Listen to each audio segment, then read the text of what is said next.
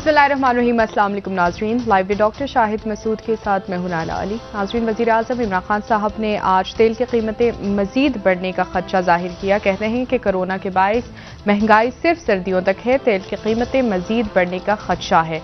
दूसरी जानिब आसिफ अली जरदारी साहब आज अदालत के सामने पेश हुए, जिसके बाद मीडिया से गुफ्तगू करते हुए उन्होंने कहा कि वज़ीर आज़म साहब को लाने वाले अपनी गलती तस्लीम कर रहे हैं, अब कैसे ठीक करेंगे ये अल्लाह को बेहतर मालूम है। जबकि मौलाना फजल रहमान साहब ने कहा कि मुश्तरका पार्लियामेंट के इजलास में शरीक होने के लिए छोटी पार्टियों पर दबाव डाला जा रहा है। इस समय दिन भर जो अहम मौज़ूआत रहे हैं उन पर बात करने के लिए हमारे साथ स्टूडियो में मौजूद होंगे डॉक्टर शाहिद मसूद। अस्सलाम वालेकुम डॉक्टर साहब। वालेकुम जी, आपको भी नहीं। डॉक्टर साहब, कल पार्लियामेंट का मुश्तरका इजलास, ऑपोजिशन की जानिब से ये कहा जा रहा है कि जो छोटी जमातें हैं उन पर दबाव डाला जा रहा है, टेलीफोन किए जा रहे हैं कि कल के इजलास में आप हर हालत शरीक हों। क्या समझते हैं, क्या नताइज देख रहे हैं, किस तरह के मामलात के किस रुख आप ज़्यादा देख रहे हैं कल के इजलास के बाद, और सियासत को आप किस तरह से देख रहे हैं? देखें, तो छोटी जमातें, पता नहीं छोटी जमात जो है वो, मेरा तो नहीं ख्याल कि एमकेएम छोटी जमात है। एमकेएम तो बड़ी जमात है, तो मतलब काफ़ी वोट्स हैं उनके। और मुस्लिम लीग कायद आज़म जो है उसको छोटी जमात भी कहा जा सकता है, लेकिन उसका इम्पैक्ट बहुत है, असर और रसूख बहुत है। बिल्कुल सर, ठीक है। बिल्कुल। तो शेख रशीद साहब जो है वो बड़ी जमात है। देखें ना, मतलब असर और रसूख तो है ना अवामी मुस्लिम लीग। हालांकि कहते हैं मेरी एक ही टिकट है और मेरी एक ही सीट है, लेकिन मैं वजीर हूँ और वजीर दाखिला हूँ, और क्या चाहिए। तो ये छोटी बड़ी जमातों का जो है ना, इस पर मैं थोड़ा सा एक डिफरेंट व्यू भी इस पर लिया जा सकता है। लेकिन असल जो बात है वो ये है कि बड़े हैरान कुन वाक़यात पेश आ रहे हैं। जी बिल्कुल। और हैरान कुन भी हैं और परेशान कुन भी हैं उसके साथ ही। और वो मैं आपको उसकी वजह भी बताता हूँ कि पिछले चंद घंटों में कुछ ऐसे वाक़यात हो रहे हैं जो मेरा ख्याल से जिनकी तवक्को तो थी, लेकिन गैर मुतवक्को तौर पर उनमें तेज़ी आ गई है। मैं बात अभी उन पर करता हूँ। पहले तो मुल्क की सियासत पे ज़रा थोड़ी सी बात करूँ। पहली बात तो ये कि आज इमरान खान साहब ने जो अपनी स्पीच की है, उस स्पीच में उनका एक जो बात है उसके ऊपर कोई दो आरा नहीं, और वो बात ये है कि जो कोविड के दौरान एनसीओसी का किरदार रहा, ठीक है, पूरे पाकिस्तान में वो एक मिसाली किरदार रहा। बिल्कुल, ठीक है। मतलब है कि यहाँ पर कहीं ऐसा नहीं हुआ, कहीं मुल्क में, कि धक्कम पेल हो रही हो, वैक्सीनेशन की प्रॉब्लम, मतलब है कि बहुत ही माइनर सा अगर कहीं पर हुए भी वाकयात, तो मतलब लोगों को वैक्सीनेशन मिली प्रॉपरली, उनकी रजिस्ट्रेशन हुई, 2 नंबरियाँ भी हुई बीच में दरमियान में। लेकिन वो आप मजमूई तौर पे देखें तो जिस तरह से वैक्सीनेशन आपके यहाँ हुई और शुरू में ही हो गई, इससे कतई नज़र के वो कहीं वैक्सीनेशन जो है वो वैक्सीन कहीं मंजूर है किसी मुल्क में नहीं है, फलां फौरी तौर पे चाइना से, उसके बाद स्पुतनिक, उसके बाद अमेरिका ने आपको दिया, फाइजर आ गई, फिर मॉडर्ना आ गई, फिर मतलब एक्सट्राजेनेका। मतलब मैं कहता हूँ इतनी अगर कमाल का कोई काम हुआ है ना इस अरसे में, तो वो ये एनसीओसी का काम है, जिसमें आपको बिल्कुल सिविल मिलिट्री नजर आई है। यानी जो, फिर देखिए मैं ना कम्युनिस्ट हूँ, मैं ना सोशलिस्ट हूँ, ठीक है, लेकिन उनके सोशलिज्म तो जाहिर है कि बहुत से मुल्कों में है, उसको फलाई। अब देखो वो कमाल की बात, वो कहते हैं ना कि जो मैं कल भी कह रहा था कि हमें गवर्नमेंट नहीं चाहिए, हमें एडमिनिस्ट्रेशन चाहिए। इतने कमाल अंदाज में आपकी मुल्क में यही के डॉक्टर्स हैं ना, पाकिस्तान के डॉक्टर्स हैं, पाकिस्तान का नर्सिंग स्टाफ है, पाकिस्तान के आईसीयू जाने गई लोगों के जो है। लेकिन जिस तरह से आप देखें ऐसा कहीं नहीं हुआ, अल्लाह का एहसान है। अभी एक दोबारा से वो आर नॉट ऊपर नीचे हो रहा है, तो मैं अभी कोई बात नहीं उस पर करना चाहता, लेकिन यह है कि वो जो आर फैक्टर है वो थोड़ा सा ऊपर नीचे हो रहा है, तो एहतियात करें लोग पाकिस्तान में। लेकिन यह है कि उसके बावजूद जो है वो ऐसा कहीं नहीं हुआ कि वो वेंटिलेटर्स शॉर्ट हो गए हों। अल्लाह ने बड़ा करम किया, अल्लाह ने करम किया, लोगों ने कोऑपरेट किया, कम। सियासी हवालों से 2-3 बातें। सियासी वालों से पहली बात तो ये है कि ये जो मामला हुआ है राना शमीम, जस्टिस रिटायर्ड राना शमीम साहब का, और उनकी तरफ से एक एफिडेविट आया और अदालत में पेश हो गया, ये मामला आगे चलेगा, ये मामला आगे चलेगा, और ये मामला अजीब से टर्न लेगा, अजीब व गरीब किस्म के टर्न लेगा। और ये बिल्कुल ऐसे ही होगा जैसे शुरू में एक बिल्कुल ये तासुर था कि जनाब जस्टिस फाइज ईसा और उसके ऊपर सिटिंग जज के बारे में जो एक कैंपेन चली पूरी, और उसका आपको पता है ना अभी महफूज फैसला आना है, फैसला महफूज है, और उसका महफूज फैसला जब आएगा तो वो एक मेरा ख्याल से एक हाइड्रोजन बम की सूरत गिरेगा। उसमें क्या होता है हम नहीं जानते, लेकिन उसमें एक रेफरेंस ही गलत फाइल हुआ है, ठीक है। तो वो शुरू से ही वो आप अगर बहरहाल, तो मैं आपसे कह रहा हूं कि जैसे ये केस है ना ये वाला, इसके बारे में मेरा एक तासुर है, गलत हो सकता है जी। जब ये हो रहा था ना एनआरओ, कमाल की बात सुने, एनआरओ तो मैंने खबर दी एनआरओ, अब लोग पीछे लग गए, आप चाहते हैं एनआरओ हो जाए। मैंने कहा भाई मैं नहीं चाहता एनआरओ हो जाए, मैं कह रहा हूं ये खबर है ऐसा होने जा रहा है। अच्छा तो लोग फोन करके आप कैसे, आप कह रहे हैं आप चाहते हैं मुल्क के अंदर जो है वो इतने अरब रुपया लूटा हुआ है मुल्क का और उसके मुकदमे खत्म हो जाए। मैंने कहा भाई मैं नहीं चाह रहा, मैं कह रहा हूं ये खबर है, एक इतला है, ये हो रहा है, एनआरओ होने जा रहा है। तो अच्छा अब वो अजीब रौला पड़ गया। अच्छा जब ये होना था ना तो उससे कुछ अर्से पहले, कोई 5-7 महीने पहले ये हुआ कि हमें हदायत आई कि आप ये इस तरह की बात करें कि मफाहमत होनी चाहिए मुल्क में बड़ा सबको एक इस सब स्टेक होल्डर्स को यकजा होना चाहिए। तो कान खड़े हो गए, मैंने कहा एक मिनट जरा, ये क्या मतलब सबको एक साथ कैसे क्या?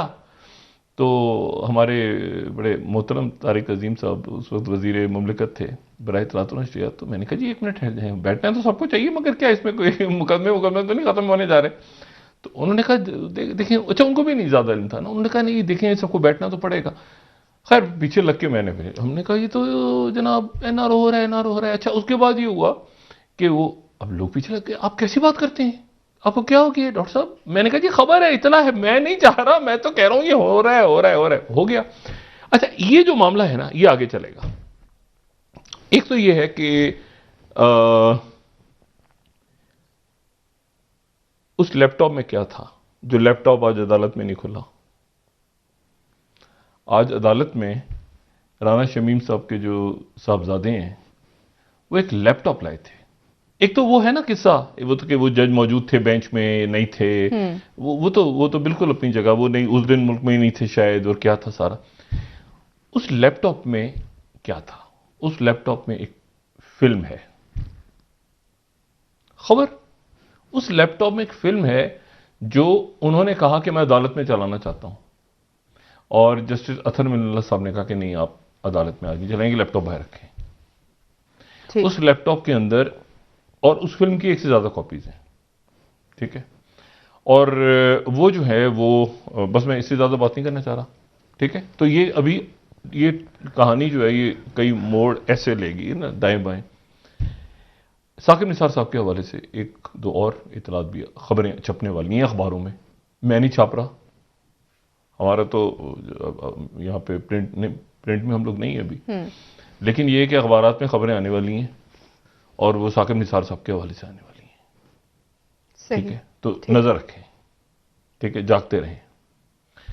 तीसरी बात जो है वो ये है कि ये बड़ी इमरान खान साहब की कामयाबी है। अच्छा इमरान खान साहब को कहाँ फंसा दिया, अपने ही लोग निकल गए, उनको पकड़ के वापस लाओ, उधर से कबूतर उड़ गया, उधर से खींच के वापस लाओ, 4 उधर से जो है वो चिड़ियां गायब हो गई, उनको पकड़ के वापस, कहाँ डाल दिया इमरान खान साहब, यकीन करें।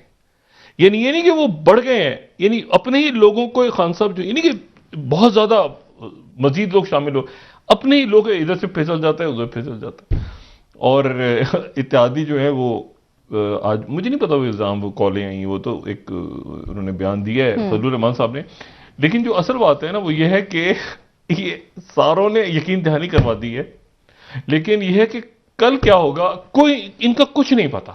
जो अंदर लोग बैठे हैं ना, ये जब एक दफा वो शेख रशीद साहब ने बात कही थी ना, और बात कमाल की थी कि इमरान खान के सामने वो देखता है ये बिके हुए लोग हैं मेरे, मगर उनसे बात करने पे मजबूर है, वो कितना बेवकूफ है, हुकूमत छोड़ेगा, कमाल जुमला है वो, और वो रियलिटी है, हकीकत है कि खान साहब को पता है कि ये क्या है, लोग सारे में खान साहब उसको मजबूर है। डॉक्टर साहब ये आप तो यकीन करें, आप यकीन करें ये लोग जिस तरह से खान साहब इनको अच्छा है अपने, देखें बेनजीर भुट्टो साहबा पहले जब ये हुआ ना, ये छांगा मांगा और लोगों को तोड़ने का सिलसिला हुआ ना, तो पहले फिर उन्होंने एक बड़ा तरीका निकाला था, पीपल्स पार्टी की क़यादत और मुस्लिम लीग, वो पहले इस्तीफे ले लेते थे, प्लेन ना टिकट देने से पहले इस्तीफे लेके रखते थे कि कभी ये इधर से लोटा बनेगा। बाद में करारदाद भी आई, वो कानून भी पास हो गया, लेकिन उसके बावजूद वो जो है ना इशू कि जी वो लोगों का बिकना इधर भी उधर भी दाएं भी बाएं भी।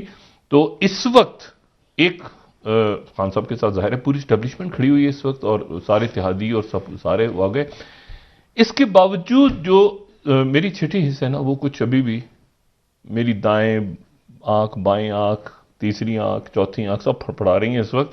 कहीं ना कहीं कोई इनके लोग जो है ना डंडी मारने के चक्रों में है अभी भी, है ना। सरप्राइज हो जाए तो हो जाए कानून साजी, नहीं होती तो नहीं होती, मगर कोई इस्लामाबाद में कुछ पता नहीं कहां से आदमी कहां से उठ के किस वक्त क्या कर ले।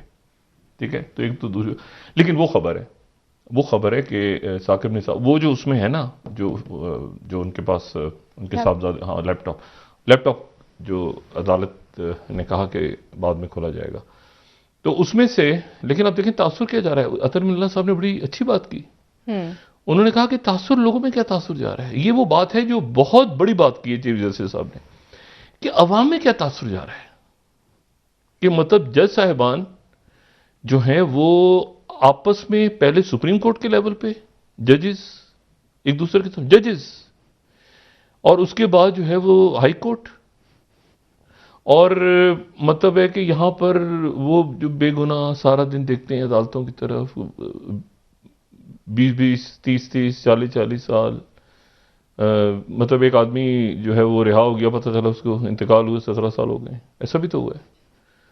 तो मैं तो सिर्फ ये देख रहा हूं कि लोगों को आप जाएं, लोगों की तारीखें पढ़ती हैं, वो बेचारे किस तरह से सालों लग जाते हैं, साल जमीनों पे कब्जे उनकी नहीं। तो यहां पर जो है वो खान साहब ने इस्लाहत करनी थी ना, अदालती इस्लाहत, क्या बना वो।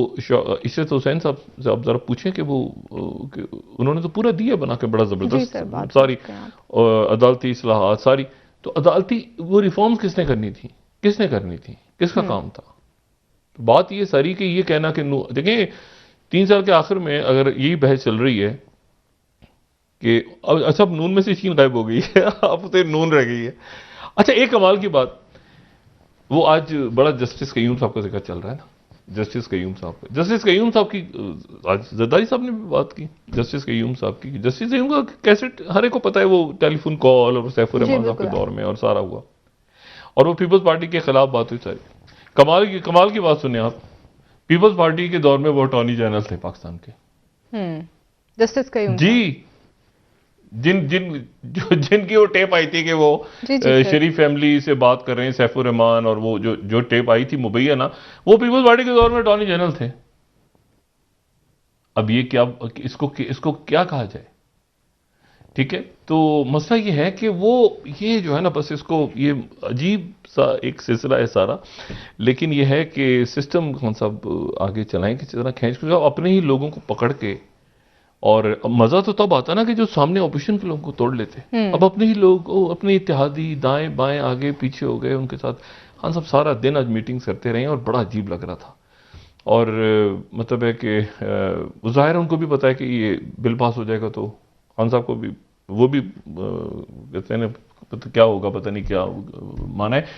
उन लोगों का एहसास नहीं कि मुल्क में माशी बहरान कितना है, जो जितने भी देखें, ये तो छोड़ देना कि वो सारा, लेकिन वो जो हो रहा है ना कि हमें पैसे दो, हमारे मंसूबे मंजूर कराओ हमारे इलाकों के, ये उनको भी एहसास होना चाहिए। हमारे अराकीन तमाम अक्रॉस द बोर्ड अराकीन पार्लियामेंट को इस बात का एहसास होना चाहिए कि मुल्क के अंदर मईशत कहाँ खड़ी है इस वक्त, डॉलर कहाँ चला गया है, रुपया, कीमतें। तो इस वक्त ऐसी जिद करना ही गलत है कि आप हमें जी हमारे इलाके में 10 सड़कें बनाने का वादा करें। मतलब ये हल्कों में भी तो उन्होंने वापस जाना है ना, वापस जाना है, तो हल्के के लोगों को समझाना भी तो।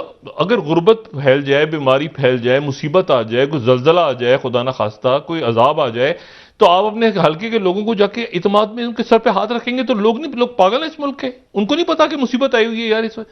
लेकिन अगर उसमें करप्शन और खाना पीना निकले कि हमें ठेके दे दें, हमें फलां दे दें, हमें ये दे दें, भाई आप अपने लोगों के लिए, मैं वही कह रहा हूं ना कि हर दफा वो एक सड़क का ठेका जरूर निकलता है, हर साल एक सड़क बनती है। मतलब अपने इलाकों में मतलब कोई ऐसी चीज हो जो उसके लिए कोई फंड्स नहीं, लेकिन फिर ही होता है कि वो फंड तरक्याती फंड्स होते हैं, वो फिर बजट में लैप्स हो जाते हैं, फिर वो भी एक इशू है, इस्तेमाल नहीं हुए वो। मैं उसमें नहीं जाना चाह रहा, मैं सिर्फ चाह रहा हूँ कि जो ब्लैकमेलिंग वाली चीज होती है ना, कि खान साहब को मजबूर है ना ब्लैकमेल होना पड़ा। मैं सख्त इस्तेमाल करूँ, लिखो तो यही रहा ना, अपने लोगों से मुलाकात, और क्या होता है, सबको मनाना, सबको ये करना कि हाँ भाई कल वोट डाल देना सारे, और वोट जाने के बाद उन्होंने फुर हो जाना है सबने, और पता नहीं खान साहब को भी याद रहने कि नहीं कि किससे क्या बात हुई थी। लेकिन असल बात यह है कि ये लोग भी ज्यादती कर रहे हैं इस वक्त, इस मरहले पे ना अंदाजा नहीं है। तो ये 2-3 बातें, तो देखते हैं कल क्या होता है। अच्छा, फिर उसके बाद एक बात और वो मैं आपसे कह रहा हूं कि कुछ ऐसे वाकयात हो रहे हैं जो अनएक्सपेक्टेड वाकयात हैं। मिसाल के तौर पे एक तो मुझे इस बात का अंदेशा है कि कोई जंग जो है ना अचानक छिड़ने वाली है या छिड़ गई है, ठीक है।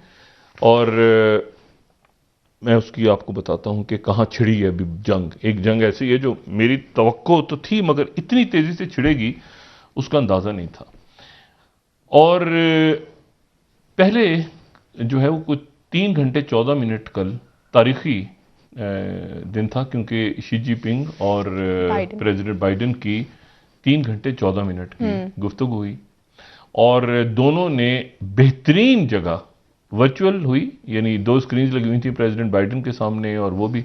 तो अब दोनों ने अपनी बेहतरीन जगह चुनी, यानी जो वेस्ट विंग है व्हाइट हाउस का, व्हाइट हाउस, फिर व्हाइट हाउस के अंदर एक वेस्ट विंग है, और फिर उसके बाद एक वो जो आइजनहावर हॉल गालिबन कहलाता है, विंग कहलाता है, जो पहले स्टेट डिपार्टमेंट होता है, जो वाइस प्रेसिडेंट। तो वेस्ट विंग के अंदर ही एक ओवल ऑफिस है, जो छोटा ऑफिस है, यानी जिसको वर्किंग ऑफिस कह सकते हैं, जहां अक्सर तस्वीरें वगैरह आती हैं, प्रेसिडेंट बैठे हुए हैं। ओवल, ये ओवल है, ओवल है नहीं मगर इसको ओवल ऑफिस कहते हैं, ये ओवल ऑफिस है। लेकिन एक जो है वो रोजवेल्ट ऑफिस है। रोजवेल्ट ऑफिस जरा बड़ा ऑफिस है, ठीक है। रोजवेल्ट ऑफिस वो है जहां पे मीटिंग्स होती हैं अमूमन।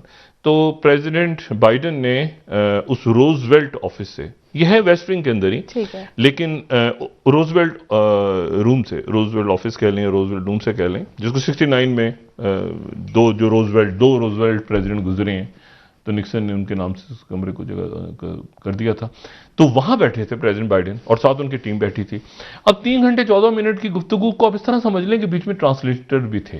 तो इसकी गुफ्तगू का एग्जैक्ट ड्यूरेशन क्या था, एक ब्रेक भी दरमियान में गुजारी। अच्छा, जो प्रीमियर शी थे वो बैठे थे ग्रेट हॉल में। ग्रेट हॉल ये आप जाए ना बीजिंग के तिएननमेन स्क्वायर के मगरबी कोने पे, अगर जिनको इत्तेफाक हुआ है जाने का तो उनको पता होगा, बहुत ही खूबसूरत और बड़ी बिल्डिंग है जो कि ग्रेट हॉल है। और ग्रेट हॉल वो है जो कि वहां का शी जिनपिंग का ऑफिस भी है, कम्युनिस्ट पार्टी का भी हेडक्वार्टर है, उनका मिलिट्री कमांड सेंटर भी है, यानी उनका एक मरकज, जैसे आप समझ लें कि जैसे क्रेमलिन या जैसे व्हाइट हाउस या जैसे इस तरह की जो 10 डाउनिंग, इस तरह, तो एक बड़ी एक आप समझ लें वहां पे स्टेट फ्यूनरल्स भी होते हैं, वहां पे मीटिंग्स भी होती हैं, वहां पे जो इनका 10,000 लोगों की जगह है ऑडिटोरियम में। अच्छा। 10,000, वहां पे कम्युनिस्ट पार्टी के इजलास भी होते हैं, वहां पे कांग्रेस भी होती है उनकी। सही, तो वहां पर जो ग्रेट हॉल के अंदर उनका ऑफिस है प्रीमियर शी का, और उस ऑफिस से उन्होंने खिताब किया। तो दोनों, हाँ, वर्चुअली किया। वो पीछे एक पहाड़ी सी है, एक पहाड़ी का वो मॉन्यूमेंट सा बना हुआ है, उसके ऊपर वो चेयरमैन माओ की एक पोएम लिखी हुई है इनकलाबी सी, तो वो वहां बैठे हुए थे टीम के साथ, और सामने जो है वो बैठे हुए थे, यानी वर्चुअली प्रेसिडेंट बाइडेन बैठे हुए थे। लेकिन इसमें जो असल बात है वो ये है कि अच्छा, यहाँ पे फिनरोल्स होते हैं, तो डेन सेपिंग का हुआ था फिनरोल, लेकिन चेयरमैन माओ का बाहर तिएननमेन स्क्वायर में, वो तो लोग बहुत थे, दुनिया बहुत थी। तो लेकिन जो उसमें इंपॉर्टेंट बात हुई वो ये हुई कि इसका कोई नतीजा नहीं निकला। दोनों ने एक दूसरे से ये बात की कि बहुत अच्छा है, तिजारत हमारी आगे बढ़नी चाहिए, और टैरिफ्स दोनों ने कम किए, ये किया वो किया। लेकिन ताइवान के ऊपर जो है ना, वो कुछ ऐसी बातें हुई जो मेरा ख्याल से बड़ी अजब सी बात हो, इसकी क्लैरिफिकेशन नहीं हुई कि ताइवान का जब जिक्र आया ताइवान का, तो अमेरिका का रिस्पॉन्स क्या था। तेजी से बता सकते हैं। न्यूयॉर्क टाइम कह रहे हैं कि Biden and Xi pledge more cooperation but offer no breakthrough, कुछ बात डेडलॉक, कोई ब्रेक थ्रू नहीं हुआ, ठीक है। और बीबीसी क्या कह रहा है, अब बीबीसी जो खबर दे रहा है ना, वो उस पर जरा तवज्जो दें, जो हमारी थर्ड स्लाइड है। Biden she talks, China warns US about playing with fire on Taiwan, ठीक है। तो आग से खेल रहे हो, ताइवान का जिक्र करके तुम आग से खेल रहे हो। और इसको फिर उसके बाद उनकी जो प्रेस रिलीज है, तास न्यूज जो छठी दे रहा है कि बाइडेन सेज कि US support one China policy, कि हम वन चाइना पॉलिसी को ही सपोर्ट करते हैं उनकी स्टेटमेंट में। तो स्टेटमेंट की जगह मैंने तास को कोट कर दी यहाँ पे। और फिर उसके बाद जो है वो फाइनेंशियल टाइम्स भी ये कह रहा है कि Biden and Xi fail to ease Taiwan tension. और अब इसमें जो मसला है, और फिर उनके बाद जो चाइना का मीडिया है, चाइना का मीडिया तो खुल के ये कह रहा है, जैसे CGTN कह रहा है कि Xi Jinping warns Taiwan independent forces not to cross red line. ठीक है, कि मतलब बिल्कुल क्लैरिटी के साथ। लेकिन ये जो प्लेइंग विद फायर वाली चीज है ना, कि don't play with fire, Fox News कह रहा है कि Xi calls Biden my old friend. वो प्रेसिडेंट बाइडेन कहते हैं ना, मैं 17,000 माइल जो है वो ट्रैवल किया और ये साथ हम इकट्ठे करते रहे और मैं शी को बड़ा पुराना जानता हूँ। लेकिन उसके बाद जब गुफ्तगू शुरू हुई तो फॉक्स न्यूज़, ये जो 14वीं स्लाइड है हमारी, वो फॉक्स न्यूज़ कह रहा है कि जी उन्होंने फ़ौरन ये बात की कि हम दोस्त नहीं हैं। और गुफ्तगू एक ऐसे रुख पे चली गई जहाँ पर वो दोस्ती सारी साइड पे चली गई फॉक्स न्यूज़ के मुताबिक, और मामला जो है वो आगे जो है वो एक, आप समझें कि एक तरह से डेड लॉक की तरफ ही चला गया। उसमें कोई प्रोग्रेस नहीं, कोई ऐसी कोई ब्रेक थ्रू नहीं, कोई ऐसी चीज़ नहीं जिसके ऊपर को हम कहेंगे जी ये कोई बड़ा ज़बरदस्त काम हुआ है, बड़ा ज़बरदस्त कमाल हुआ है दोनों का। दोनों ने अपनी अपनी स्टिफ पोजीशंस दी। अच्छा, अभी इन स्टिफ पोजीशंस के नतीजे में ये हुआ कि ताइवान में और पूरे साउथ चाइना सी और ये पूरा जो आपका एशिया पैसिफिक या इंडो पैसिफिक इलाके, अनसर्टेनिटी बढ़ गई। क्योंकि कॉपरेशन की बात हुई, ट्रेड के अंदर टैरिफ्स की बात हुई, ठीक है, और बहुत सारे मामला, इन्फ्लेशन के कॉजेज हैं, क्रिसमस करीब आ रहा है, सप्लाई कैसे होगी, डिमांड, उस पर हम बाद में बात करेंगे। लेकिन आज सिर्फ यह है कि वो ताइवान के ऊपर, मतलब ताइवान को कहीं हवा में रह गया। ताइवान का जिक्र ही नहीं हुआ कि ताइवान पे अगर चाइना अटैक करता है तो क्या होगा, अगर चाइना उसको लेता है अपनी वहां पे, मतलब चाइना का जिक्र, इंडिया तो छोड़ ही देना, आपके इंडिया का कहीं जिक्र ही होता, ठीक है ना, मतलब जिक्र ह्यूमन राइट्स के ऊपर क्या बात हुई, प्रेसिडेंट बाइडेन ने कहा, क्या कहा, कोई क्लैरिटी कुछ भी नहीं है सामने से। और ये जो दुनिया भर का मीडिया, देखें ना, बीबीसी जो जुमला कह रहा है, तो ये बीबीसी की तो बात बड़ी, यानी हमें तो लेनी चाहिए बीबीसी की बात, कि बीबीसी अगर ये कहे, जो तीसरी स्लाइड को दोबारा से दिखाइएगा कि China warns US of playing with fire on Taiwan, तो इसको जो है वो, इसको तो हम इसी तरह से लेंगे कि ये जाहिर है। और इसका डिनायल अगर नहीं आता, वेस्टर्न मीडिया को ही कोट कर रहे हैं, तो अगर डिनायल नहीं आता तो ताइवान के लोग तो, अब देख ना, ये फॉक्स क्या कह रहा है, Xi call Biden my old friend after US president insisted they were, अच्छा, नॉट क्लोज, अच्छा, बहरहाल। तो अब मेरा सिर्फ कहने का मसला ये है कि यहाँ पे कि इसके नतीजे में वहां पर गैर यकीनी की कैफियत बढ़ गई।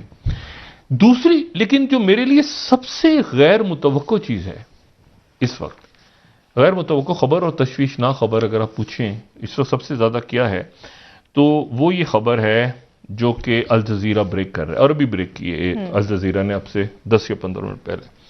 और अल जजीरा कह रहा है कि आर्मीनिया और आज़रबाईजान, जो 20वीं स्लाइड है हमारी, आर्मीनिया आज़रबाईजान के दरमियान दोबारा जंग छिड़ गई है, बदकिस्मती से जो है वो जंग छिड़ गई है दोबारा।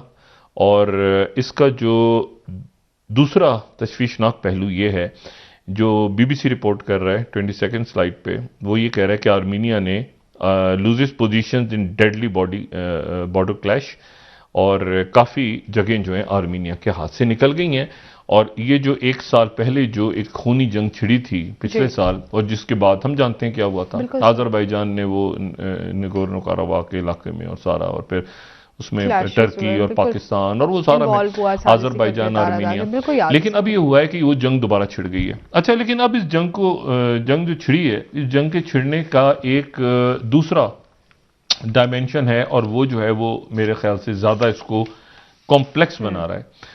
और वो कॉम्प्लेक्स ये बना रहा है कि जो 4th स्लाइड है वो ये है कि जो आर्मीनिया है, आर्मीनिया ने, तास न्यूज़ ये रिपोर्ट कर रहा है कि आर्मीनिया ने ये कहा है रशिया से कि हमारी मदद करें।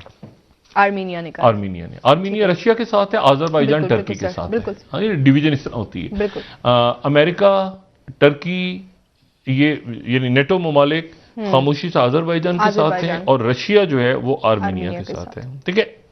ईरान आर्मीनिया के साथ है, बिल्कुल सर। ईरान आजरबाईजान का लड़ाई है, सारी चीजों को ध्यान में रखना चाहिए। ईरान आजरबाईजान की लड़ाई, ईरान का टिल्ट है आर्मीनिया की तरफ और रशिया आर्मीनिया की साथ है। पाकिस्तान का जो टिल्ट है वो आजरबाईजान की। तो अब आप देख, और फिर वो इसमें तो ये खबर जो है ये बड़ी तशवीशनाक है। और ये इस खबर का इस तरह से आना कि दोबारा से लड़ाई हो गई है और जंग छिड़ गई है और अल जजीरा ये न्यूज़ ब्रेक कर रहा है, तो मेरा ख्याल है कि मैं इस पे देखते हैं कि तशवीशनाक बात है और इसको देखते हैं कि ये मामला कहाँ जाता है। लेकिन इसके साथ ही, क्योंकि अब देखें ना, अब वो पोजीशन यहाँ पे डिफरेंट है मुल्कों की इस वक्त मुत्तहिदा अरब अमारात और तुर्की करीब आ रहे हैं, तुर्की और ईरान करीब आ रहे हैं। ठीक है, आज जो है वो बात हुई है प्रेसिडेंट पुतिन और ईरान के सदर इब्राहिम रईसी की आपस में बात हुई है। तो इलाके के जो, और ये मैं ताश को कोट कर रहा हूं और ये बड़ी इंपॉर्टेंट है डेवलप, मैंने कहा ना कि कई हवालों से, जो 5वीं स्लाइड है, कई हवालों से ये आर्मीनिया अजरबैजान में टर्की और रशिया एक दूसरे के सामने खड़े हैं और ईरान और रशिया एक साथ हैं। ईरान और रशिया एक साथ हैं इसमें। ठीक है, और ईरान और रशिया ये भी नहीं चाहते, जो मैंने कल भी बात की थी, कि कॉकेसस के अंदर कोई दूसरा मुल्क दाखिल हो जाए। और दूसरे मुल्क से जब वो कहते हैं तो उनसे मुराद उनकी टर्की होता है, इसीलिए वो टर्की का इन्फ्लुएंस यहां पे नहीं चाहते, क्योंकि वो चाहते हैं कि ये टर्की कौंसल के हवाले से मैंने 3-4 दिन पहले बात की थी। तो ये बड़ी कॉम्प्लेक्स सिचुएशन हो जाएगी अगर यहां पे हालात खराबी की तरफ गए और इसके ऊपर पाकिस्तान को इस वक्त अपने अंदरूनी मामला था। ये खबर जो है ये इंडिया के लिए भी कुछ बहुत ही अजीब सी हुई है और उसकी वजह यह कि एक दूसरा गैर मुतवक्को वाकया हुआ है, बड़ा गैर मुतवक्को वाकया। एक तो ये वाकया हो गया ना कि आजरबाईजान आर्मीनिया के दरमियान क्लैशेस बढ़ गए और ये बढ़ेंगे, क्योंकि आर्मीनिया का रशिया को बुलाना इस वक्त जो है ये इंपॉर्टेंट है और रशिया के मीडिया का कोट करना कि हमें मदद के लिए बुला लिया आर्मीनिया ने। ये ध्यान में रखें कि आर्मीनिया, रशियन ट्रूप्स ऑलरेडी मौजूद हैं वहां पे, जब बॉर्डर में पीस कीपर्स के तौर पे वो मौजूद हैं। टर्की आता है नहीं आता मैं ये नहीं जानता कि टर्की किस हद तक आता है आजरबाईजान के साथ, क्या, क्योंकि रशिया आ रहा है अब पूरी कुव्वत के साथ आर्मीनिया की मदद करने के लिए गालिबन। तो जाहिर है आर्मीनिया और आजरबाईजान से तो हो सकती है लड़ाई, लेकिन अगर आर्मीनिया ने अब रशिया को बुला लिया खुल के कि हमारी मदद करें, तो फिर रशिया की पोजीशनिंग होगी वहां पे। ठीक है, रशिया पोजीशन लेगा आर्मीनिया पे। अच्छा, तो पहले तो उन्होंने पीस कीपर का रोल प्ले किया था, लेकिन अब क्या पीस कीपर रहेंगे वो इस अपील के बाद कि हमें बचाएं, और फिर एक सूरत हाल बड़ी कॉम्प्लेक्स होगी खत्ते में।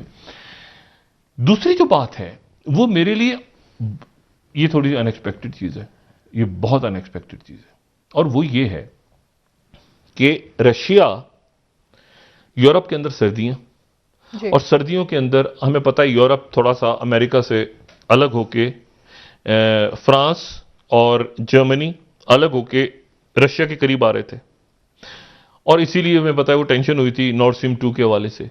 एंजेला मर्कल ने कहा था कि नहीं, और फिर प्रेसिडेंट बाइडेन जब गए थे तो उन्होंने जो है वो कहा था कि ठीक है हम पाबंदियां नहीं लगाएंगे, जर्मनी को इजाजत दे देंगे, सब कुछ कर देंगे। अच्छा, नॉर्ड स्ट्रीम 2 बड़ी इंपॉर्टेंट है, इसको समझना बहुत जरूरी है, क्योंकि इसकी जियो पॉलिटिक्स ये कि ऑलरेडी जो 44% गैस है ना यूरोप की, 44% वो रशिया से आ रही है। अच्छा, अब यूरोप इत्तेहादी किसका है? अमेरिका का। गैस कहां से आ रही है? रशिया से।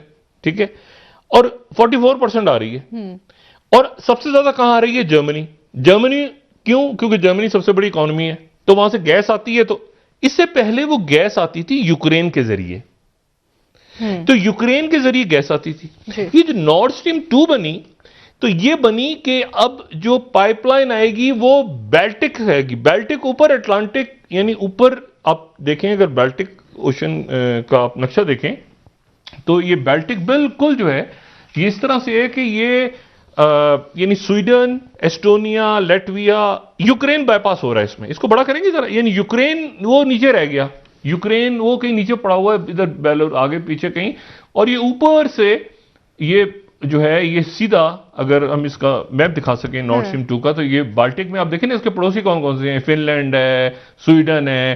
तो ये रशिया से ये गैस लाइन चलनी शुरू हुई एक साहिल से, ये बाल्टिक के अंदर ही अंदर चल रही है। ठीक है, लेकिन इसमें नीचे बाईपास हो गया यूक्रेन, तो ये ऊपर से चली और ये ऊपर से चलते चलते फिनलैंड एस्टोनिया के दरमियान से गुजरी, ये जाते जाते जाते सीधे जर्मनी पहुंच गई। यानी एक ही समंदर है, उस समंदर के एक साहिल से दूसरे साहिल तक जाना है, लेकिन नीचे यूक्रेन बाईपास हो गया, तो ये समंदर में से गुजर रही है और 5 मुल्कों के इकोनॉमिक जोन में से क्रॉस करती हुई जा रही है ऊपर। ठीक है। इसके नतीजे में मुकम्मल तौर पर यूरोप की जो गैस है, यानी इसके नतीजे में बड़ी इकोनॉमी ने तरक्की करनी थी जर्मनी की, लेकिन अमेरिका को खदशा यह था कि यह तो फिर मुकम्मल यूरोप के पास चला जाएगा। जब यूरोप ने चाहा तो एक वहां से बंद किया। और दूसरी बात यह कि यूक्रेन दरमियान में एक चेक ऐसा रखा हुआ है, चेक से मुराद यह है कि एक नजर ऐसी रखी हुई है नेटो ने और अमेरिका ने कि पाइपलाइन तो यूक्रेन से गुजरेगी ना, उसका मुआहदा खत्म हो रहा है 2024 में। तो प्रेसिडेंट ये उस वक्त था जब जाहिर है कि यूक्रेन एक और दुनिया थी, सर्द जंग थी, तो लेकिन अब क्रीमिया के बाद यूक्रेन और रशिया के ताल्लुकात तो अच्छे नहीं है। क्रीमिया निकाल के ले गया रशिया, तो उन्होंने, रशिया ने यह प्लान किया कि हम एक बाईपास करके यूक्रेन को, तो यूक्रेन को बाईपास करने का मतलब है कि उनके कई बिलियन डॉलर्स का साल का नुकसान, और उनका, क्योंकि वो ट्रांजिट की फीस लेते थे, यूरोप को बेचते थे, यूक्रेन से गुजरता था सारा।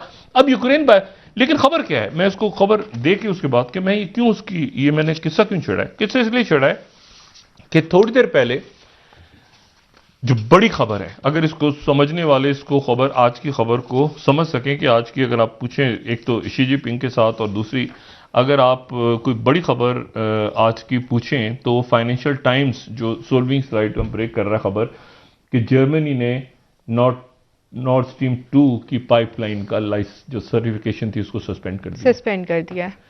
यानी किसके प्रेशर में आके किए है, ये एक सवाल है कि ये अमेरिका के प्रेशर में किया है, क्योंकि जर्मनी, ये एंजेला मर्केल के जाते ही कंप्लीट जो है एक सिचुएशन इस तरह से चेंज हुई है कि वो उन्होंने, और साथ ही जो नेटो का एलामिया आ रहा है वो भी मेरे लिए जरा कंसर्निंग है। नेटो वाले के minister of foreign affairs Ukraine के जो है वो, उन्होंने नेटो का चक्कर लगाया है, और फिर उसके बाद सेक्रेटरी जनरल जो नेटो के हैं, जो हमारी 12वीं स्लाइड है, वो कह रहे हैं कि हम यूक्रेन के साथ खड़े हैं, खुल के नेटो ने कहा है।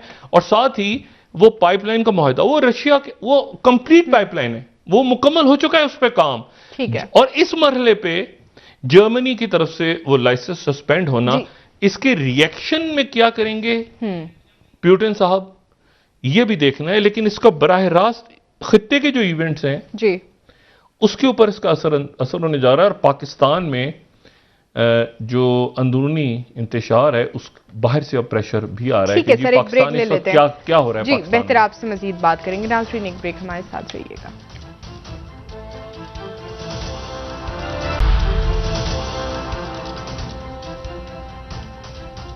वेलकम बैक नाज़रीन। जी डॉक्टर साहब, खित्ते की मामलात पर आप बात कर रहे थे। अफगानिस्तान के मामले पर अभी तक कोई हमें अपडेट्स नहीं मिल रही हैं। एक गवर्नमेंट के हवाले से कानून साजी की बात हो रही थी कि किस तरह से हुकूमत बनेगी, किस तरह से, अभी तो सीज़फायर है, एक सीज़फायर है, और उस सीज़फायर को अभी जाहिर है कि उसमें 1 महीने का सीज़फायर दोनों तरफ से हुआ है, टीटीपी की तरफ से भी और हुकूमत पाकिस्तान, और जाहिर है तालिबानों के दरमियान में तो इंतजार हो रहा है।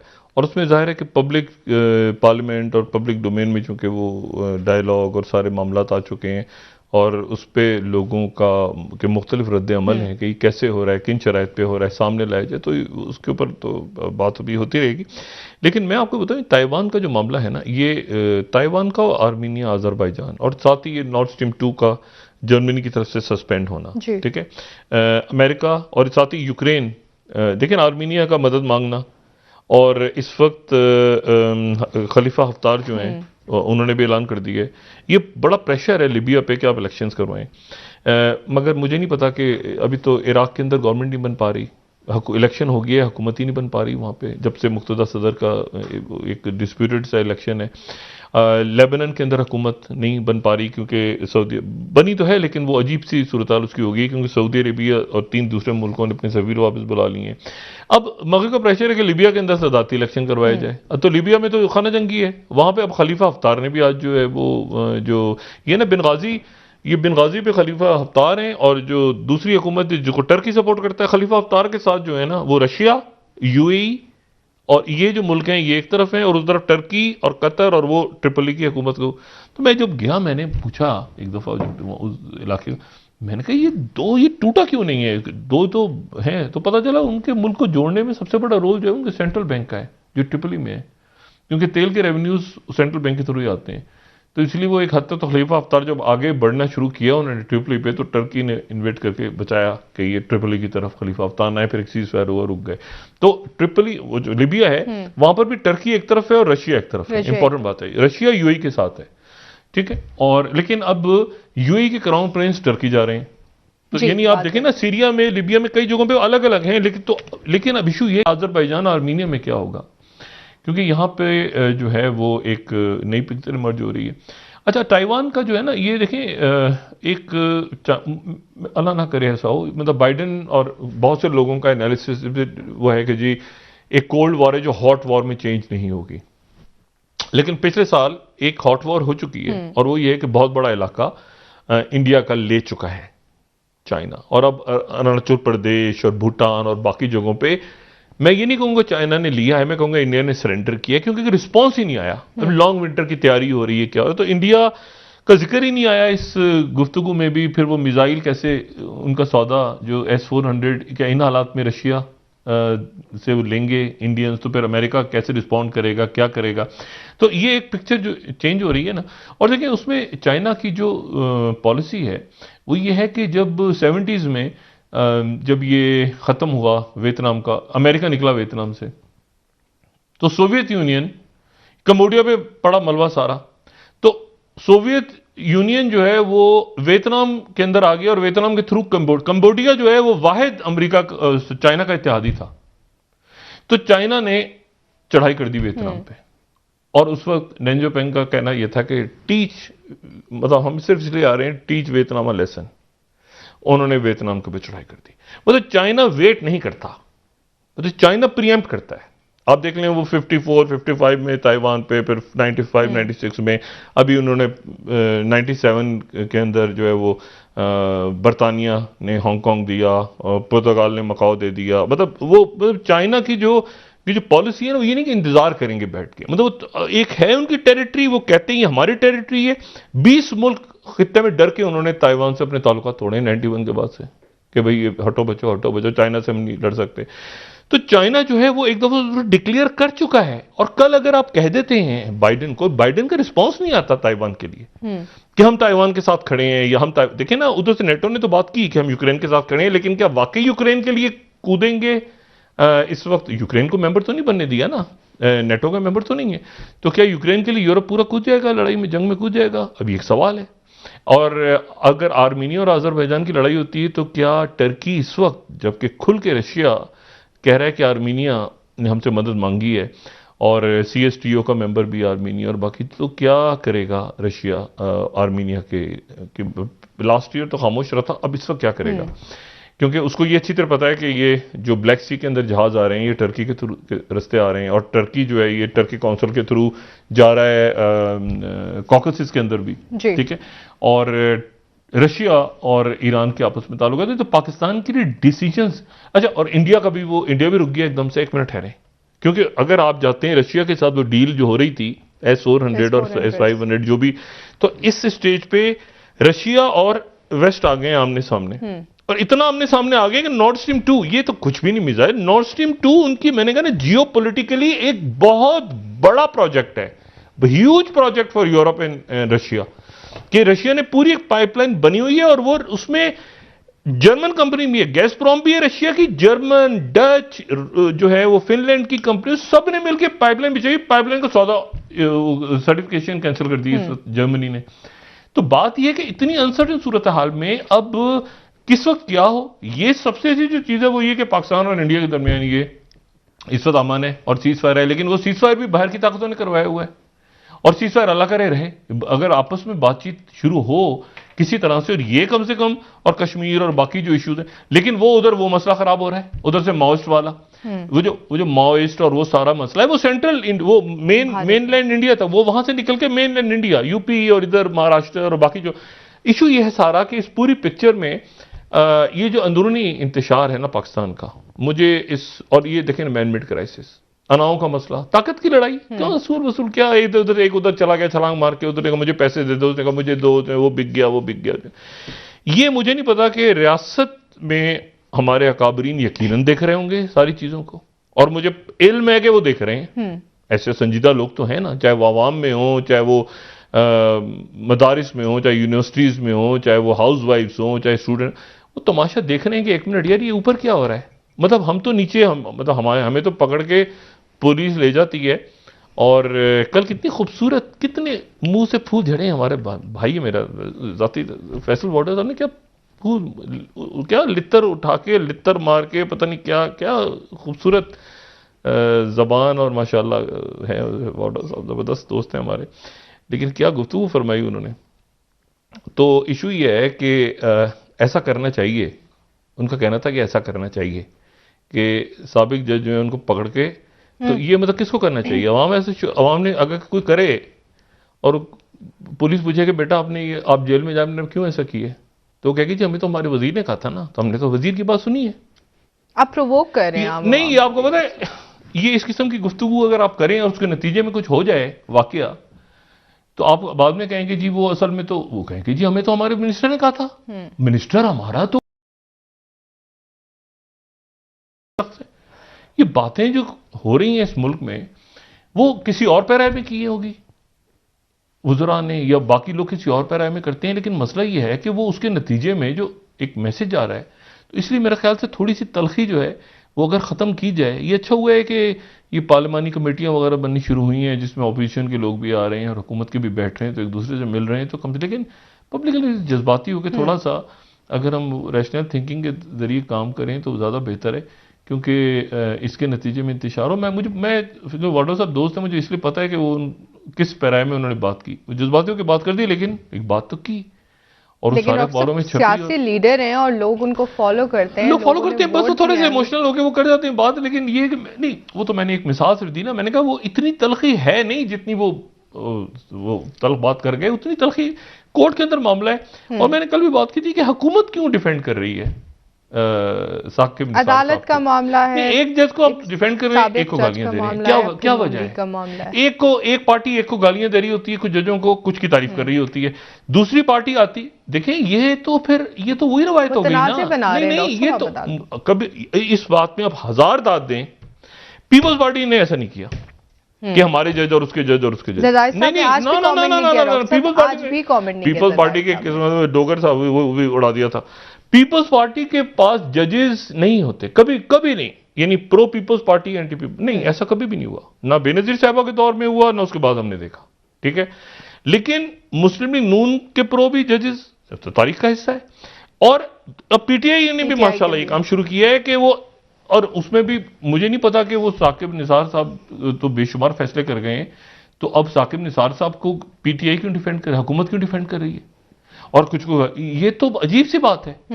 अच्छा, वो और फिर जज साहिबान भी माशाल्लाह, वो भी जो सुप्रीम जुडिशियल काउंसिल वगैरह सब निकले हैं, खुदा का शुक्र है। तो अब जस्टिस अत्तर मिनल्ला साहब ने कहा कि अवाम पे क्या तासुर जाएगा। आपको पता है बहुत बड़े बड़े जुलूस निकल के वकला के, उन्होंने घुस के अंदर और चैम्बर तोड़े, तोड़ते हैं, वो कहते हैं आपको पता है एक मुल्क में एक वकील है बहुत बड़े, एक बहुत बड़े कोई वकील, समझ लें कि कोई ए या बी या सी वकील, उनके चैम्बर में काम करने वाला जो जूनियर वकील है, उसको वो ट्रेन करते हैं कि कुछ अरसे के बाद वही वकील जज बन जाता है, और वो वकील साहब जो है उनके सामने केस लेके जाते हैं। यानी ये अजीब सा एक सिस्टम है कि वो जो है वो किसके चैम्बर में काम करते थे, वो जज साहब उनके चैम्बर से फिर जज बने, तो वो साहब जो है उनका चैम्बर मौजूद है अभी तक, और वही उनका केस लेके जा रहे हैं। यानी हमारे यहाँ कोई सिस्टम इस मुल्क में अदालती इस्तिलाहात का या कोई किसी किस्म का कोई सिस्टम ऐसा होना चाहिए जहां पर, और अदालतों ने खुद करना है, अवाम ने करना है कानून साजी। लेकिन मसला ये है कि वो कानून साजी कौन करेगा जी? आप मुझे बताएं कि एहतसाब का कानून जो है वो कैसे पास होगा, इस पार्लियामेंट से कैसे पास होगा? वो कह रहे हैं वो चोर है, वो कह रहे हैं वो चोर है, कैसे पास होगा? या तो आखिर में दोनों चोर जाएंगे, या दोनों चोर मिल जाएंगे, या एक चोर होगा दूसरा चोर, या कोई भी चोर नहीं, या उधर से एक आदमी उठ के इधर आ जाएगा तो साफ हो जाएगा। ठीक है, बहुत शुक्रिया। वैसे एक दफा आपको मैं बताऊं जी, सब साफ हो गए। नहीं, दो भी पार्ट इसे डायरेक्टली नहीं हो रहा। अब थोड़े दिनों में आप यानी कि सबकी नहीं, धुलाई आपको 1 मिनट, आपको ये धोबी पाट का लफ्ज नजर आएगा अभी होते हुए। ठीक है, ठीक है, बहुत शुक्रिया अभी डॉक्टर ड्राई साहब, क्लीनिंग का जमाना गया। बहुत शुक्रिया बिजली वैसे भी नाज़रीन। बचानी है हमने, बिजली और गैस, तो बेहतर है कि पटक पटक के मैल निकाली जाए। बिजली है ही नहीं डॉक्टर साहब, मुहैया ही नहीं की जा रही, तो फिर बहुत शुक्रिया डॉक्टर सूरज साहब। की रोशनी से जी। इंशाल्लाह कल दोबारा आपसे मुलाकात होगी। नाज़रीन मुझे इजाजत दीजिए, अल्लाह हाफिज। अपना दोस्तों रिश्तेदारों को नवा के लोगों का सब ख्याल रखिएगा। अल्लाह हाफिज।